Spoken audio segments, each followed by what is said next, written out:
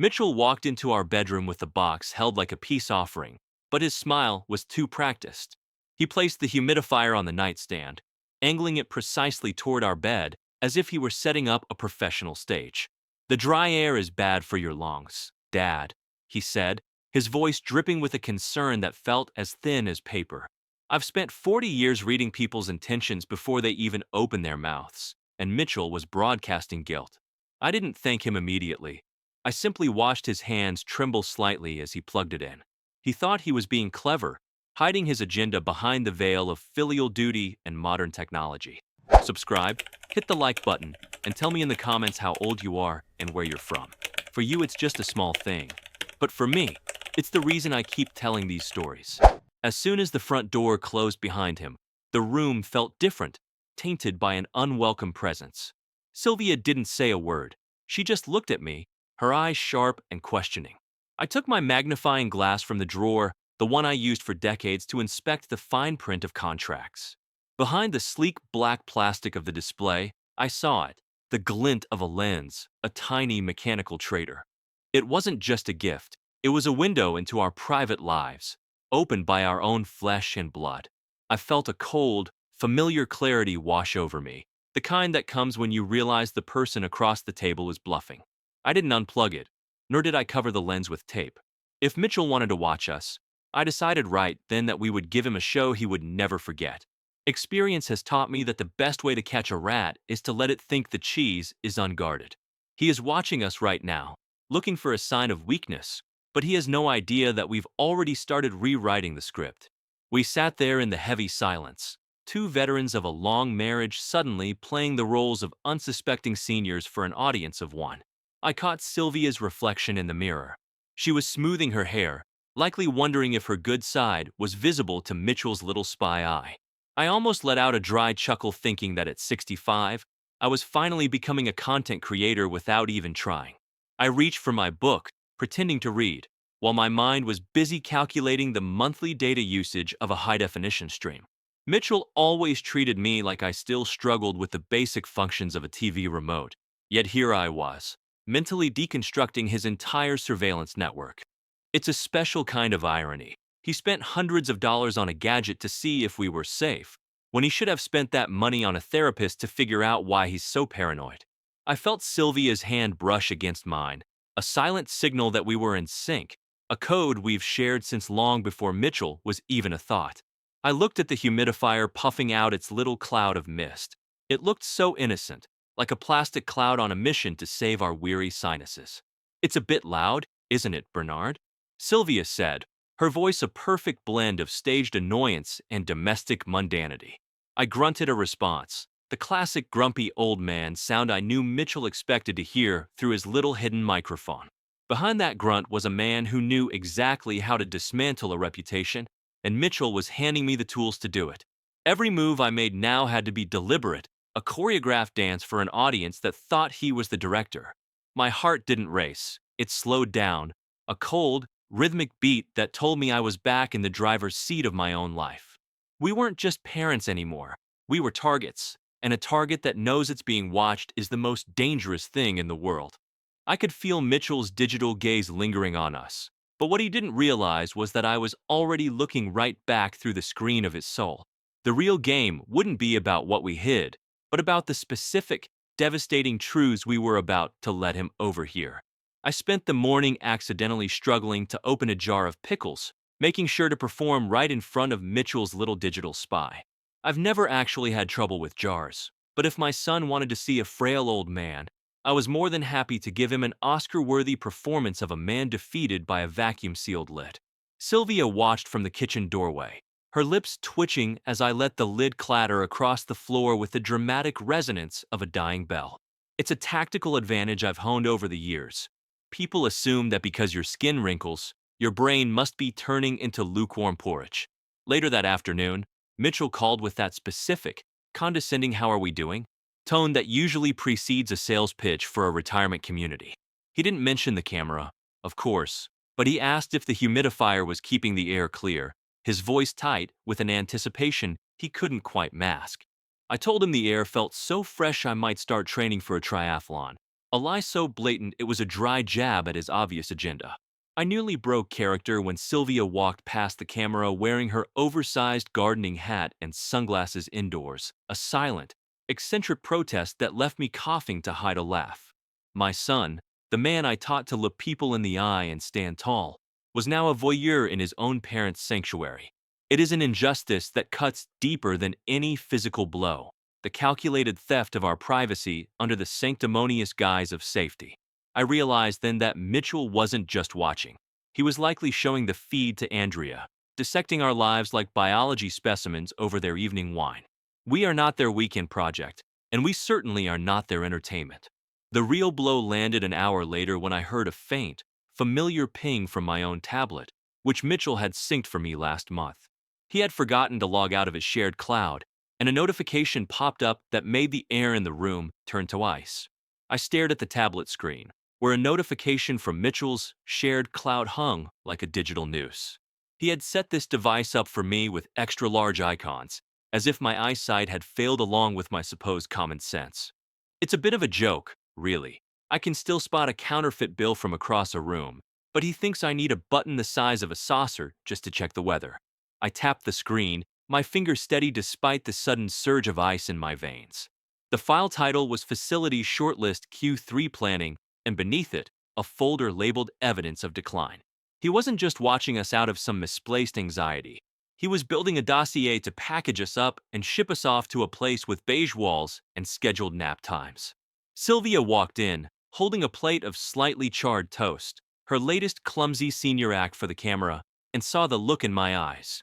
I didn't show her the screen yet. I simply tilted the tablet away, maintaining the facade for the unblinking lens on the nightstand.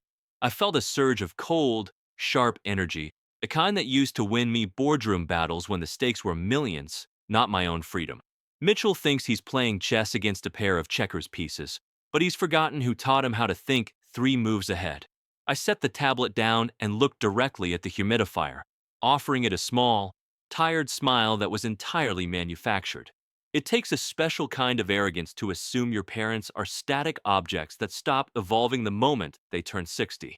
I am not a problem to be solved or a mess to be cleared, and I certainly haven't forgotten how to defend my territory. I stood up, pretending to look for my lost glasses while actually scanning the room for any other electronic surprises he might have planted. The door to our sanctuary hadn't just been breached, it had been mapped out for a demolition. Now, I needed to see exactly how much evidence my son thought he had collected against us. Mitchell and Andrea showed up later that day, unannounced, carrying bags of groceries we didn't ask for and healthy snacks that tasted like recycled cardboard. They moved through our kitchen like they were inspectors visiting a failing restaurant, checking expiration dates with a theatrical sigh every time they found a jar of honey older than a month. Andrea touched my shoulder with that light, patronizing pat you'd give a golden retriever who just learned how to sit. "We're just worried about the clutter, Bernard," she said, eyeing my collection of vintage fountain pens as if they were a fire hazard. I sat at the table, deliberately fumbling with my phone's brightness settings until the screen was blindingly white, just to watch Mitchell's jaw tighten with suppressed impatience. He thinks my inability to find the settings menu is a sign of a decaying mind, not realizing I'm actually using the dark bezel of the tablet to watch his reflection behind me. The humiliation isn't in the act of being helped. It's in the assumption that I am no longer the man who built the very foundation they are currently standing on. I caught them whispering in the hallway, Mitchell pointing toward our bedroom, toward his little hidden camera, with a conspiratorial nod. I almost laughed when I overheard him tell Andrea that I seemed particularly confused today because I had put my left shoe on my right foot as a little test of his observational skills. It's a strange power, being underestimated by people who think they are smarter than you just because they have faster thumbs. They started talking about downsizing right in front of us, using the third person as if Sylvia and I were pieces of furniture that might be moved to a smaller storage unit. I took a slow sip of my lukewarm tea, letting the silence stretch until the air in the room became brittle and uncomfortable for them. I've spent my life negotiating with corporate sharks, and Mitchell is barely a minnow trying to splash in the deep end. The disrespect didn't burn. It crystallized into a hard, cold plan that would leave him wondering exactly where his perfect strategy collapsed. Mitchell's phone buzzed with a motion alert from the bedroom camera, and his eyes lit up with the predatory gleam of a man who thinks he's finally found the proof he needs. He didn't realize that the evidence he was about to see was a carefully choreographed trap designed just for him. Mitchell's eyes stayed glued to his screen, watching the bedroom feed while he sat right across from me at the kitchen table. To keep him entertained, I picked up the TV remote and began talking into it as if it were a telephone, complaining loudly to a non-existent operator about the quality of modern bread. Sylvia nearly choked on her tea, covering her face with a napkin, while Mitchell exchanged a "this is it" look with Andrea that was almost painfully smug. It was a bit of lowbrow theater, a tactical sacrifice of my dignity that cost me a sliver of pride, but the payoff was seeing his absolute certainty in my decline. However, the humor evaporated when I glimpsed his laptop screen and saw a brochure for Riverside Memory Care open in a background tab. He wasn't just worried about my health. He was already shopping for a place to park me so he could liquidate the house and the lifestyle I had spent 40 years building. My own son was treating my existence like a puzzle he was tired of solving, looking for the quickest way to shove the pieces back into the box. I looked at my hands, the ones that had carried him through fevers and worked double shifts for his tuition, and I felt a strange, hollow coldness. It wasn't the chill of old age. It was the ice of a man who realizes he has been housing a stranger in his heart for 3 decades. I stood up and walked to the bedroom, my gait heavy and deliberate, making sure the camera captured my weary silhouette against the window. I leaned in close to the humidifier and whispered a name Mitchell hadn't heard in years, a name tied to a fictional secret account I knew would trigger his avarice. "Sylvia, did you make sure the Balsam files are still in the floorboard?" I asked, knowing the microphone would catch every calculated syllable. I saw the shadow of Mitchell moving frantically in the hallway, his greed finally overriding his caution as he scrambled to intercept a treasure that didn't exist. It is a profound tragedy when you have to use a person's own selfishness as a weapon to protect your own home. As I sat on the edge of the bed staring at that unblinking lens, I heard the floorboards in the hallway creak with the weight of my son's desperate curiosity. The trap was set, and all that remained was to see how far he would descend into the darkness of his own making. I stood in the shadows of the hallway, watching my son drop to his knees to peer under a rug he hadn't touched in 20 years. To keep up the facade of a man losing his edge, I tried to tiptoe back to the kitchen, but I ended up tripping over a stray sneaker and performing a clumsy, frantic shuffle that looked like a bird trying to take off from a frozen lake. I shook my head, thinking that if Mitchell was watching the feed, he'd probably add loss of equilibrium to his little spreadsheet of my failures. My ninja skills had clearly retired long before I did, but the tactical advantage of being thought of as a bumbling senior was far too valuable to lose. Seeing Mitchell's face flushed with the heat of his own greed as he searched for the non-existent Balsam files confirmed the worst of my suspicions. He wasn't protecting us. He was scavenging a living estate, hoping to find the gold before the owners were even cold. I remembered teaching him how to ride a bike, holding the seat so he wouldn't fall, never imagining I'd one day be holding a bait trap to see if he'd steal the wheels. I walked into the kitchen with a blank expression, watching him scramble to his feet and pretend he was just checking for termites in the floorboards. The lie was so poorly delivered that it felt like an insult to my intelligence, a slap in the face from a man I had raised to be better. I didn't correct him, nor did I show the anger that was turning my stomach into a knot of cold iron. Instead, I offered him a glass of water, watching his hand shake as he took it, knowing his guilt was finally starting to weigh more than his ambition. This was the end of my part in the script, the moment I handed the reins over to the woman who truly knew how to finish a fight. The silence in the kitchen was broken only by the hum of the humidifier in the other room, a digital predator waiting for us to make one last mistake. But then, Mitchell looked up and asked a question about a private conversation Sylvia and I had only ever had in the sanctuary of our bedroom. Mitchell sat there, swirling his tea with a practiced nonchalance, and asked the one question that stripped away the last of his disguise. "So, Mom, how is that Balsam investment doing?"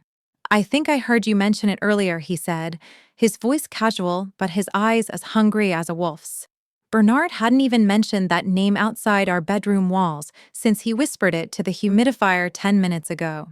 I felt a flicker of something cold and sharp in my chest, yet I kept my hands perfectly steady as I folded my napkin into a crisp, sharp-edged square.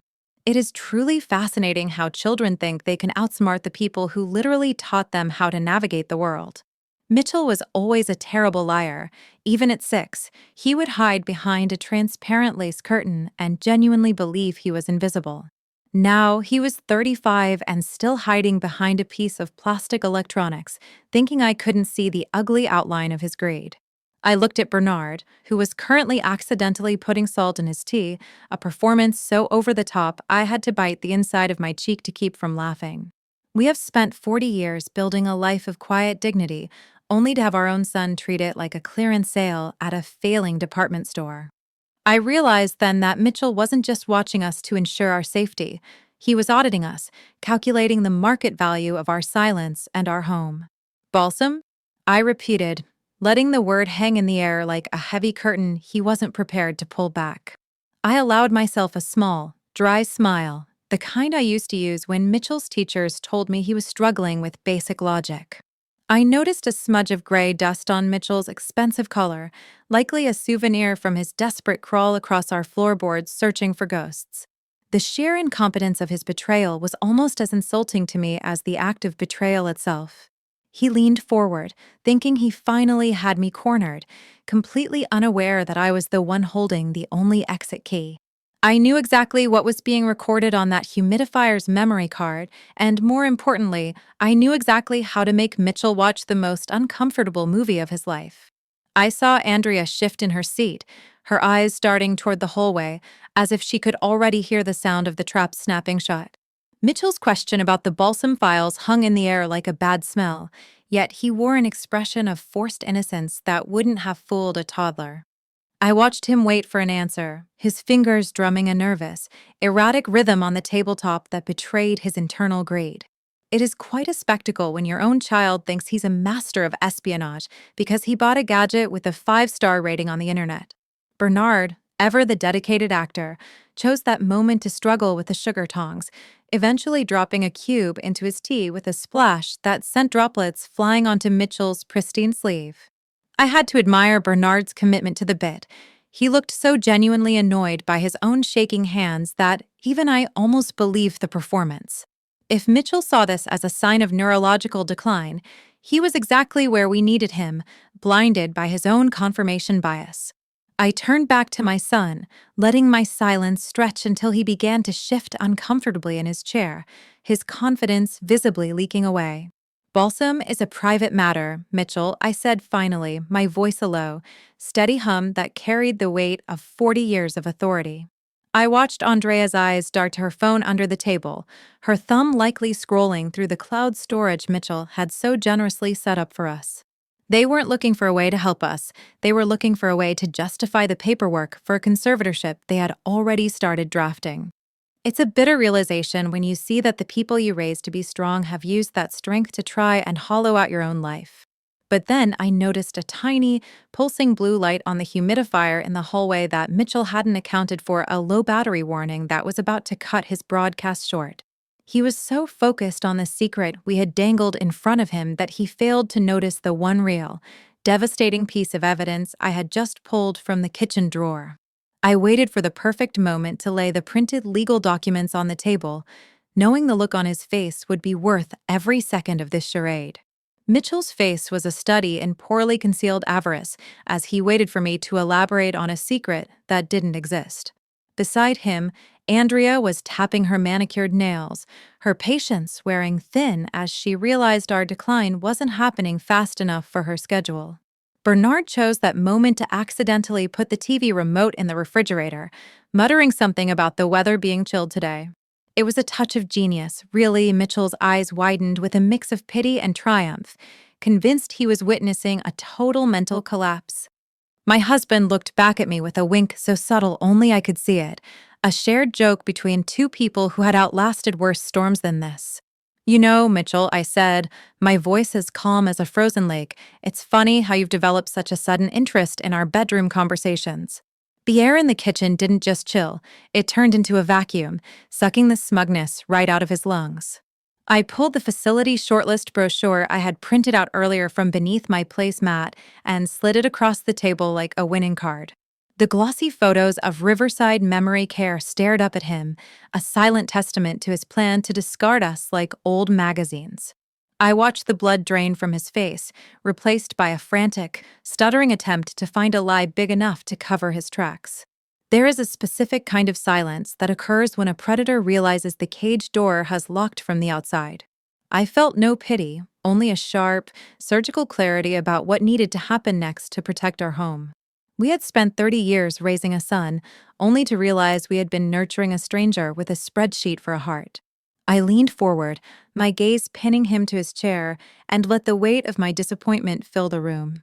Mitchell reached for his phone, desperate to check the camera feed one last time, but his fingers froze when he realized the screen was no longer showing our bedroom. The reflection in his eyes wasn't just fear, it was the realization that the people he thought he was managing had been managing him all along. Mitchell tried to speak, but his voice was a dry rattle, like a machine running without oil. Andrea was already looking for the exit, her eyes scanning the room as if the walls were closing in on her. Bernard wandered back in, wearing two pairs of reading glasses, one on his nose and one perched on his forehead, while intensely studying the back of a cereal box like it held the secrets of the universe.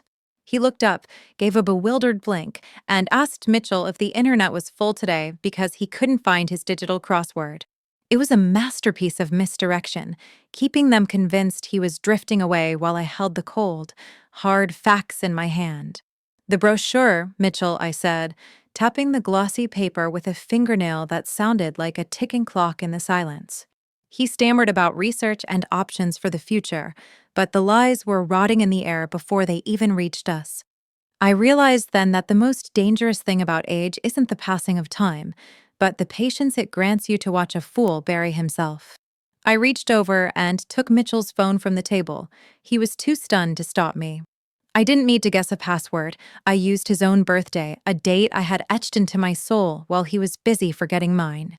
I opened the surveillance app right there on the table, the live feed showing our empty bedroom, the humidifier glowing like a guilty eye.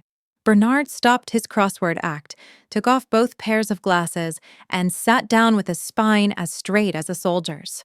The theater was over, and the lights were coming up on a very ugly scene. "You wanted to see us, son," I whispered, my voice cutting through his excuses. "Well, look closely, because this is the last time you see this version of us." The sound of a car pulling into the driveway broke the tension. Our lawyer was 10 minutes early, and he wasn't coming for tea.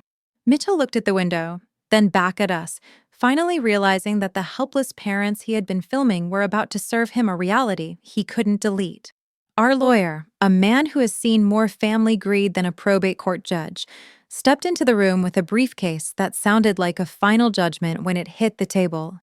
Mitchell's eyes darted toward the humidifier in the hallway, his face turning a sickly shade of gray as he realized his digital window into our lives had just become a witness for the prosecution. Andrea was already reaching for her designer handbag, her survival instinct finally overriding her ambition to inventory our china.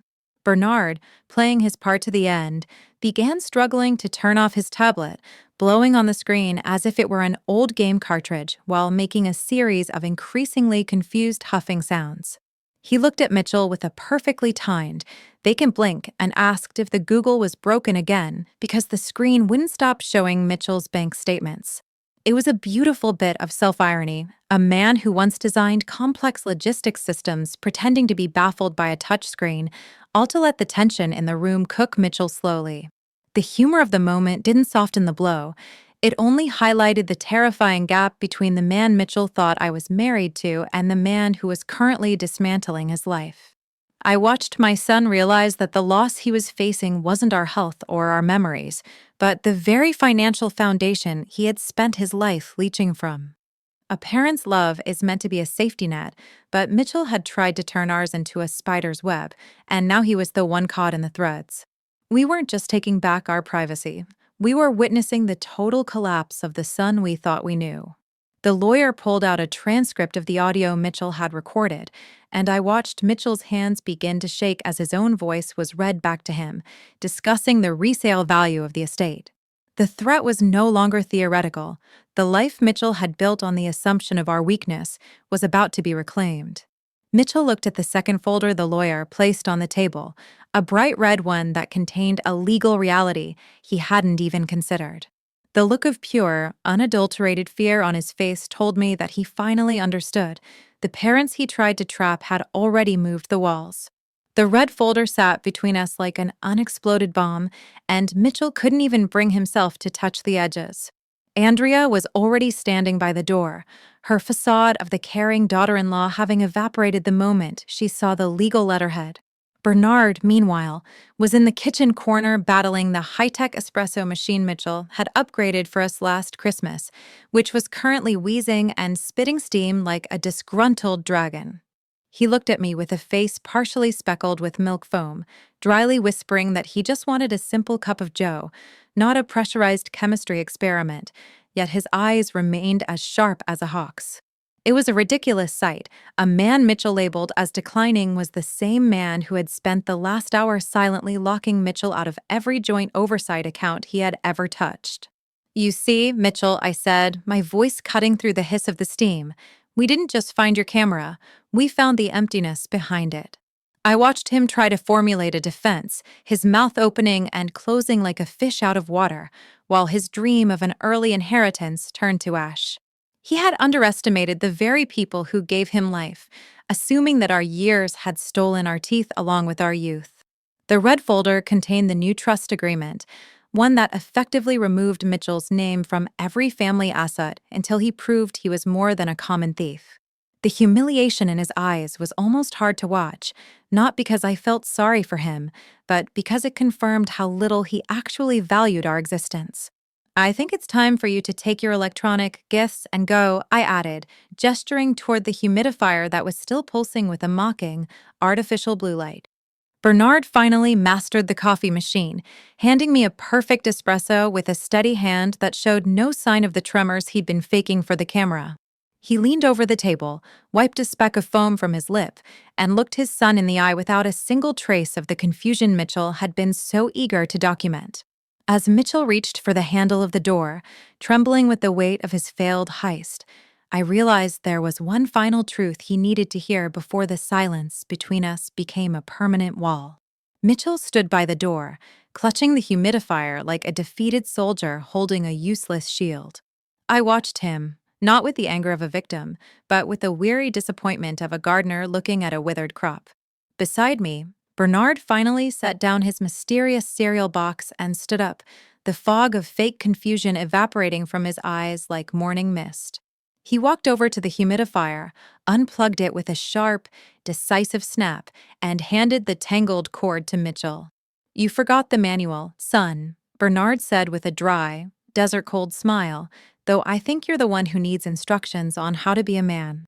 Mitchell tried to speak, perhaps to apologize or beg, but I raised my hand, and the room went as silent as a tomb.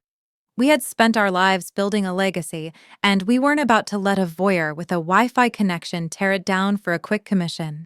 I noticed Mitchell looking at our wedding photo on the wall, and I wondered if he even recognized the two people who had once carried him on their shoulders. Bernard let out a small, self-deprecating snort as he tried to put the unplugged device into a box, nearly dropping it on his toe in a moment of genuine, non-staged clumsiness. "Maybe I am getting old, Sylvia," he chuckled, regaining his balance with a wink at me, "but I'm still fast enough to catch a thief in my own hallway." That's the thing about people our age. We don't need to be fast if we know exactly where you're going to land. Mitchell finally walked out, the heavy thud of the front door signaling the end of an era and the beginning of a much-needed peace. I looked at the red folder on the table, a shield we never wanted to use, but one that now guaranteed our sunset years would be ours alone. Bernard came over, draped an arm around my shoulders, and asked if I wanted to finally watch that movie Mitchell said was too complicated for us. We had lost a son that day, but we had reclaimed ourselves, standing tall in a house that was no longer a stage. We didn't break, and as the evening light filled the room, I knew we had already won.